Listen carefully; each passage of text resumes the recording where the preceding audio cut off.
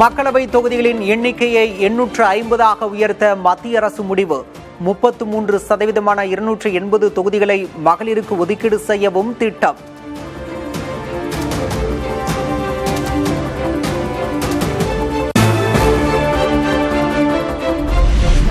மகளிர் இடஒதுக்கீட்டை கொண்டு வருவது மூலம் இந்திய ஜனநாயகம் மேலும் துடிப்பானதாகவும் வலுவானதாகவும் மாறும். நாடாளுமன்றத்தில் மசோதா நிறைவேற்றப்பட உள்ள நிலையில் இந்திய பெண்களுக்கு பிரதமர் மோடி கடிதம்.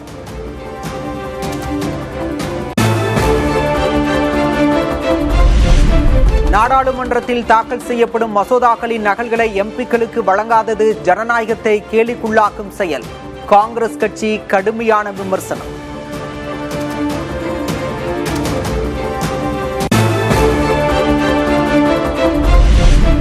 தமிழ்நாட்டின் வாசல் வரை பேராபத்து வந்துவிட்டதாக திமுக தலைவரும் முதல்வருமான மு.க. ஸ்டாலின் வீடியோ. தொகுதி மறுவரையறையால் தென் மாநில மக்கள் பெரும் அச்சத்தில் இருப்பதாகவும் பதிவு. தமிழ்நாட்டின் வாசல் வரை வந்துட்ட பேராபத்தை பற்றி சொல்லவும், டீலிமிட்டேஷன்கிற தொகுதி மறுவரையறை தொடர்பாக அரசியல் சட்ட திருத்தத்தை இந்த தொடரில் புல்டோஸ் பண்ண போகிறாங்க. தென் மாநிலங்கள் பாதிப்படையாது என நாடாளுமன்றத்தில் வச்சு பிரதமர் அவர்கள் உத்தரவாதம் தரணும்னு கேட்டோம். பதில் இல்லை.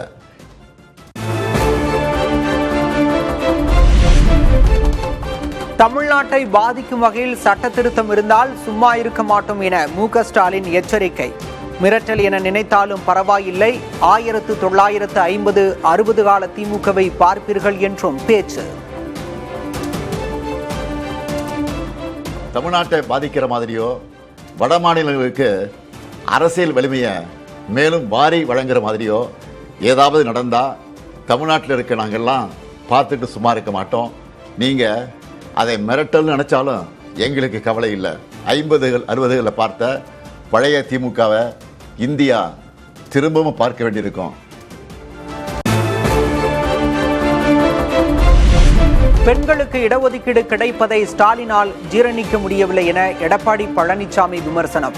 தேர்தல் பயத்தில் ஸ்டாலின் வீடியோ வெளியிட்டிருப்பதாகவும் பேட்டி.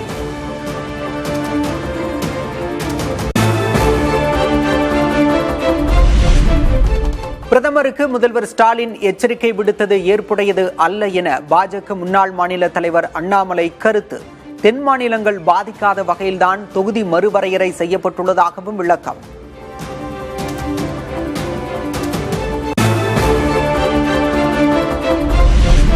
திருப்பூரில் தாவேக தலைவர் விஜய் பரப்புரை. வழி நெடுகிலும் தொண்டர்கள் திரண்டு உற்சாக வரவேற்பு.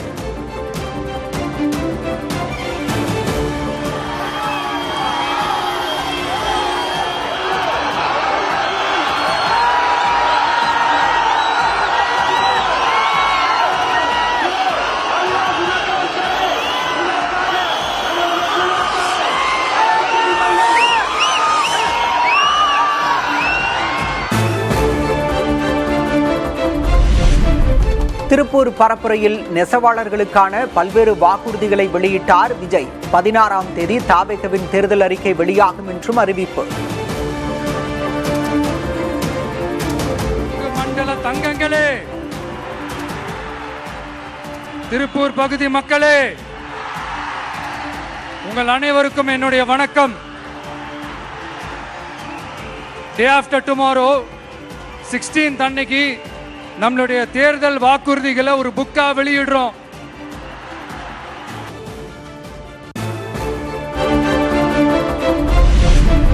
திருப்பூர் சென்ற விஜயை காண கூடியிருந்த கூட்டத்தில் 7 பெண்கள் உட்பட 9 பேர் அடுத்தடுத்து மயக்கம்.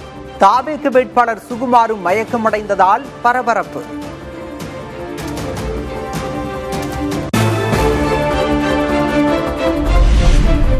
திருப்பூரில் தேசிய நெடுஞ்சாலையில் விஜயை காண குவிந்த தொண்டர்கள். எதிர் திசையில் தொண்டர்கள் சிலர் வாகனங்களை இயக்கியதால் போக்குவரத்து பாதிப்பு.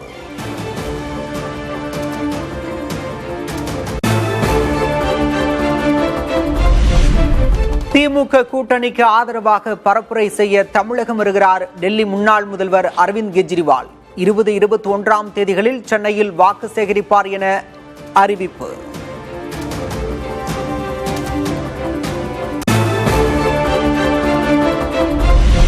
மகளிருக்கு மாதம் 2000 ரூபாய் வழங்கப்படும் என பாஜக தேர்தல் வாக்குறுதி. ஒவ்வொரு குடும்பத்துக்கும் தலா 10,000 ரூபாய் வழங்கப்படும் என்றும் அறிவிப்பு.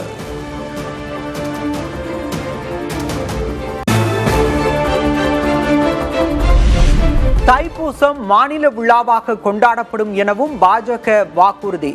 பொங்கல், தமிழ் புத்தாண்டு, தீபாவளி என ஆண்டுக்கு 3 சிலிண்டர்கள் விலையின்றி வழங்கப்படும் என அறிவிப்பு.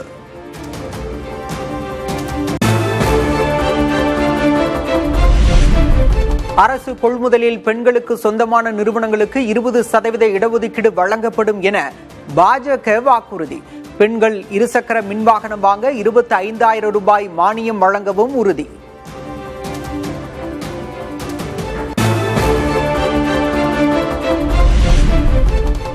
கலாச்சார தமிழ்நாடு குற்றங்களின் தலைநகராக மாறிவிட்டதாக பாஜக முன்னாள் தேசிய தலைவர் ஜே.பி. நட்டா விமர்சனம். திமுக குடும்ப அரசியல் செய்து வருவதாகவும் குற்றச்சாட்டு.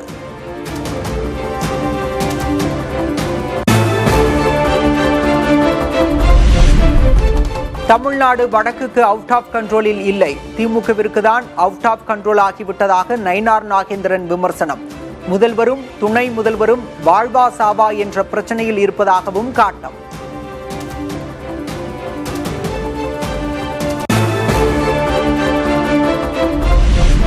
காவல்துறையும் சிறைத்துறையும் சீர்திருத்தப்பட வேண்டும் என விசிகவின் தேர்தல் வாக்குறுதி.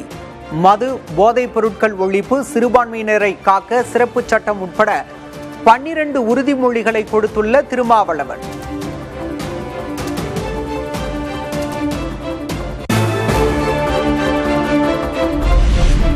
மக்கள் தொகைக்கு ஏற்ப இடஒதுக்கீடு, மகளிருக்கு 50% இடஒதுக்கீடு வாக்குறுதிகளை அளித்துள்ள விசிக. தனியார் துறையிலும் சமூக நீதி பின்பற்றப்படும் என்றும் திருமாவளவன் வாக்குறுதி.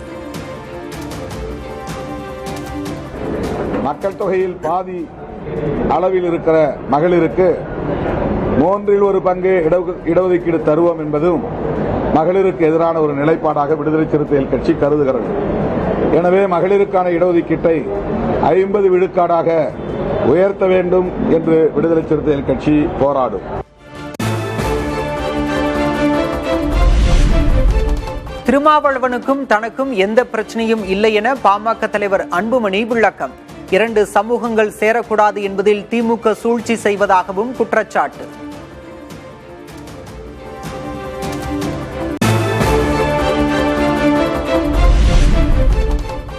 கடலூரில் நடந்த திமுக வேட்பாளர் அறிமுக கூட்டத்தில் நடந்தது என்ன? பிரேமலதா உட்பட கூட்டணி வேட்பாளர்களை மு.க. ஸ்டாலினே அறிமுகம் செய்து வைத்ததாக திருமாவளவன் விளக்கம். என்னுடைய உரையின் போது எங்கள் கட்சி வேட்பாளர்கள் கடலூரில் 2 தொகுதிகளில் போட்டியிடுகிறார்கள் என்று சொன்னேன். அதை மட்டும் சொன்னால் சரியாக இருக்காது என்று எல்லோரையும் சொன்னேன், அவ்வளவுதான். எனவே இதை திரித்து இந்த கூட்டணிக்குள்ளே குழப்பம் ஏற்படுத்த முயற்சிக்கிறார்கள். அது ஒருபோதும் நடக்காது. கும்பகோணத்தில் வாக்கு சேகரிப்பின் போது திமுக மற்றும் தாவேகவினரிடையே மோதல். துண்டு பிரசுரம் விநியோகித்த திமுகவினரை டோக்கன் கொடுப்பதாக தாவேகவினர் கூறியதால் கைகலப்பு.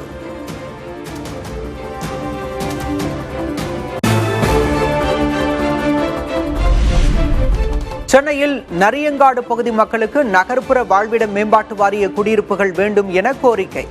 எழும்பூர் தொகுதியில் மக்களுடன் புதிய தலைமுறையில் கோரிக்கைகளை முன்வைத்த வாக்காளர்கள்.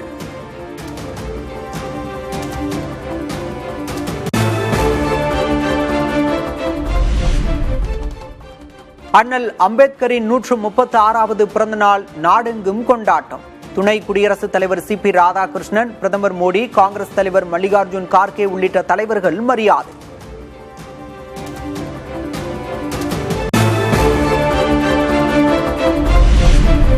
நாடாளுமன்றத்தில் அம்பேத்கர் சிலைக்கு மரியாதை செலுத்திய போது பிரதமர் மோடியும் காங்கிரஸ் தலைவர் கார்கேவும் கலந்துரையாடல். மகளிர் இடஒதுக்கீடு மசோதாவுக்கு பிரதமர் ஆதரவு கோரியதாகவும் பரிசீலித்து முடிவெடுப்பதாக கார்கே கூறியதாகவும் தகவல்.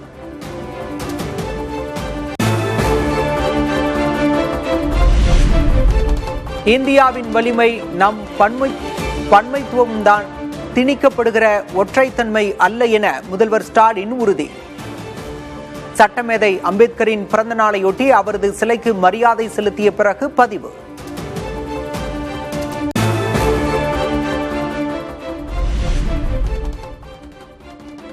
சமத்துவ சமுதாயத்தை உருவாக்க உறுதியேற்க அதிமுக பொதுச் செயலர் கே பழனிசாமி வலியுறுத்தல்.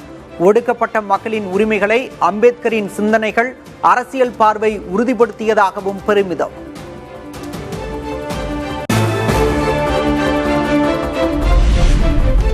சமத்துவ சமுதாயம் அமைக்கும் லட்சிய பாதையில் பயணிப்போம் என தவேக தலைவர் விஜய் பதிவு. அம்பேத்கர் பிறந்த நாளில் மக்கள் விரும்பும் மக்களாட்சியை அமைக்க உறுதியேற்போம் என்றும் அழைப்பு.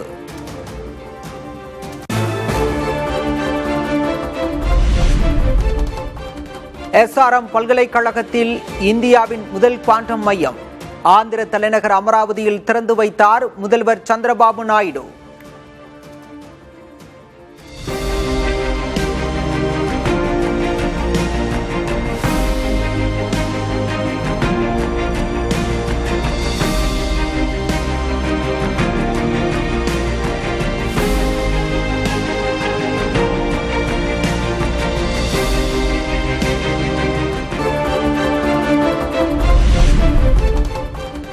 கிராமங்கள் முதல் கோட்டை வரை உதயசூரியனுக்கே ஆதரவு. இது நம்ம காலம், இறங்கி ஆடுங்கள் என்கிறார்கள் என வேலூர் பரப்புரையில் மு.க. ஸ்டாலின் பேச்சு.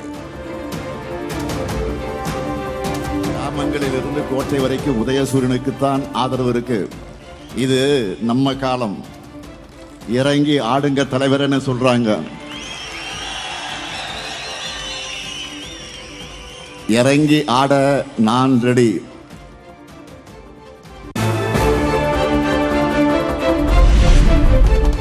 தொகுதி மறுவரையறை மூலம் தென் மாநிலங்களை தண்டிக்க ஒன்றிய அரசு சதி என மு.க. ஸ்டாலின் குற்றச்சாட்டு. 8 கோடி மக்களின் உரிமை குரல்தான் தமிழ்நாடு என கருத்து. நடக்க போற நாடாளுமன்ற கூட்டத்தொடர்ல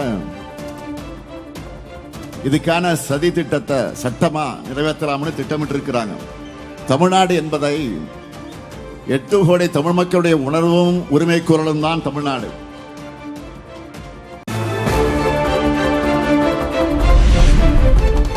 நாவை அடக்கி பேசுங்கள் பியூஷ் கோயல், மரியாதை கொடுத்தால்தான் மரியாதை கிடைக்கும் என மு.க. ஸ்டாலின் எச்சரிக்கை.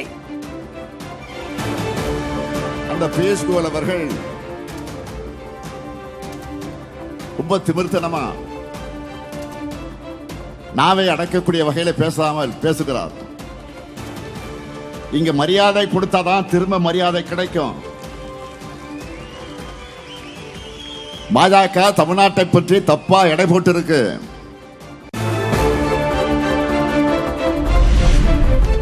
தேனி மாவட்டம் ஆண்டிப்பட்டியில் எடப்பாடி கே பழனிசாமி, டிடிவி தினகரன் ஒரே வேனில் பரப்புரை.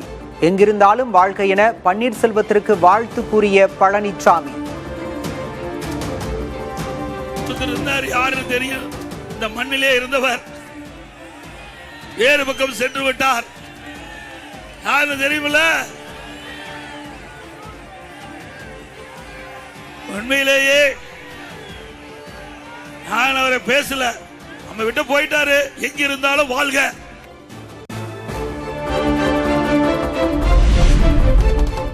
எம்ஜிஆர், ஜெயலலிதா என இரு முதல்வர்களை தந்த மாவட்டம் தேனி.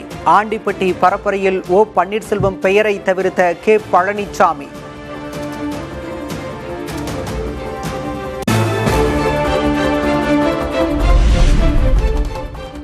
முல்லை பெரியாறு அணையை பலப்படுத்துவதை தடுத்தது கேரள கம்யூனிஸ்ட் அரசு. கூட்டணியில் உள்ள ஸ்டாலின் கேரள முதல்வரை சந்தித்தாரா என ஆண்டிப்பட்டி பரப்புரையில் எடப்பாடி கே பழனிசாமி கேள்வி. கம்யூனிஸ்ட் கூட்டணி இருக்குது. இதுவரை இன்றைய முதலமைச்சர் இங்க இருக்கின்ற விவசாய மக்களுடைய பிரச்சனை தீர்ப்பதற்காக கேரளா செல்லல, அங்க இருக்கின்ற முதலமைச்சரை பார்க்கல.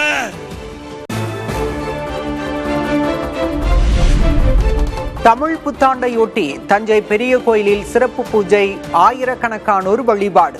கன்னியாகுமரியில் சுசீந்திரம் தானுமலையான் கோயிலில் விமர்சையாக நடைபெற்ற சித்திரைக்கனி காணல்.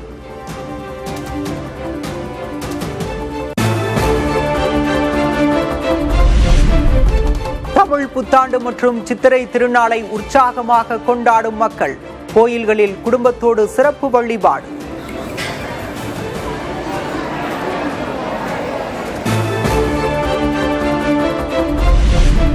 சமயபுரம் மாரியம்மன் கோயிலில் கோலாகலமாக நடைபெறும் சித்திரை தேரோட்டம். பல்லாயிரக்கணக்கான பக்தர்கள் பங்கேற்று சாமி தரிசனம்.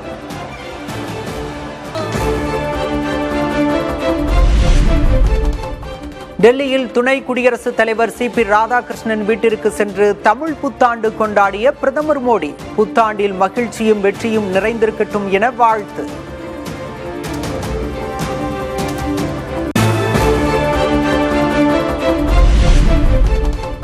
தங்கம் விலை நேற்று சவரனுக்கு 320 ரூபாய் குறைந்த நிலையில் இன்று 1280 ரூபாய் உயர்வு.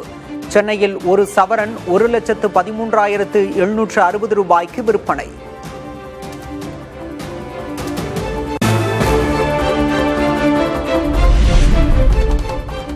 வெள்ளி விலை கிலோவுக்கு 5000 ரூபாய் உயர்வு. சென்னையில் 1 கிராம் வெள்ளி 265 ரூபாய்க்கு விற்பனை.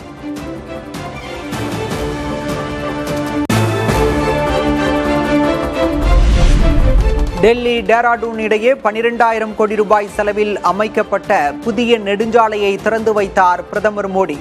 வன விலங்குகளை பாதிக்காத வகையில் 12 கிலோமீட்டர் தொலைவுக்கு உயர்மட்டத்தில் சாலை அமைப்பு.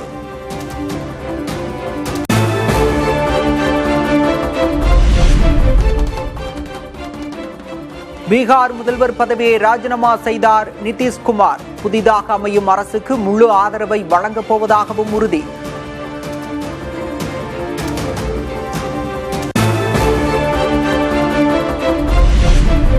பீகாரின் புதிய முதல்வராக பாஜகவின் சாம்ராஜ் சௌத்ரி தேர்வு. மாநில வரலாற்றில் முதல் முறையாக பாஜகவை சேர்ந்தவர் முதல்வராகிறார்.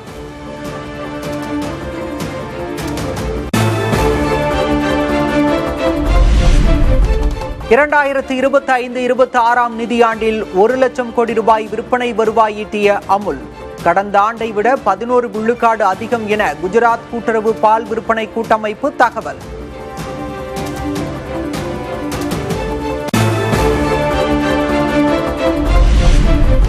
குஜராத்தில் வேட்டையாடும் போது கிணற்றில் தவறி விழுந்த சிங்கம். 1 மணி நேர போராட்டத்திற்கு பிறகு கயிறுகள் மற்றும் கூண்டுகளை பயன்படுத்தி மீட்பு.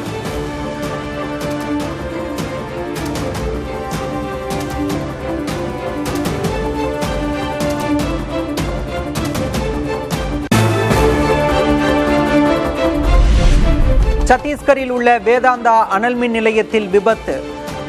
பாய்லர் வெடித்ததில் 9 பேர் உயிரிழப்பு, 15 பேர் படுகாயம்.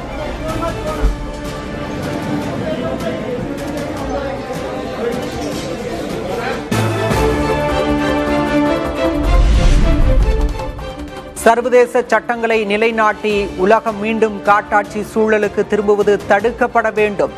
ஐக்கிய அரபு அமீரக இளவரசரிடம் ட்ரம்பை மறைமுகமாக சுட்டிக்காட்டி பேசிய சீன அதிபர் ஷி ஜின்பிங்.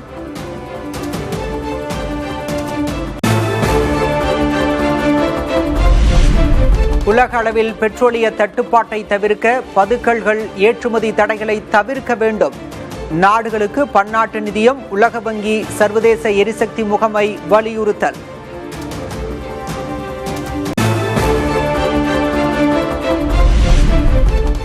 மேற்காசிய போர் பாதிப்பால் உலக அளவில் 88 லட்சம் பேர் வறுமையில் தள்ளப்படுவார்கள் என ஐநா அமைப்பு கணிப்பு. இந்தியாவில் மட்டும் 25 லட்சம் பேர் ஏழ்மையின் பிடியில் சிக்குவார்கள் என அறிக்கை.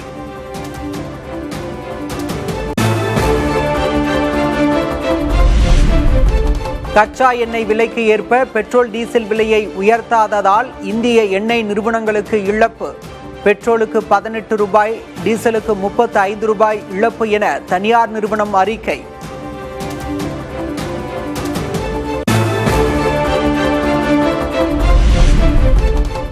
அமெரிக்கா, ஈரான் இடையே 2வது சுற்று அமைதி பேச்சு நடத்துவதற்கான முயற்சிகள் நடைபெறுவதாக தகவல். பாகிஸ்தான் பாதுகாப்புத்துறை அமைச்சர் பேட்டி.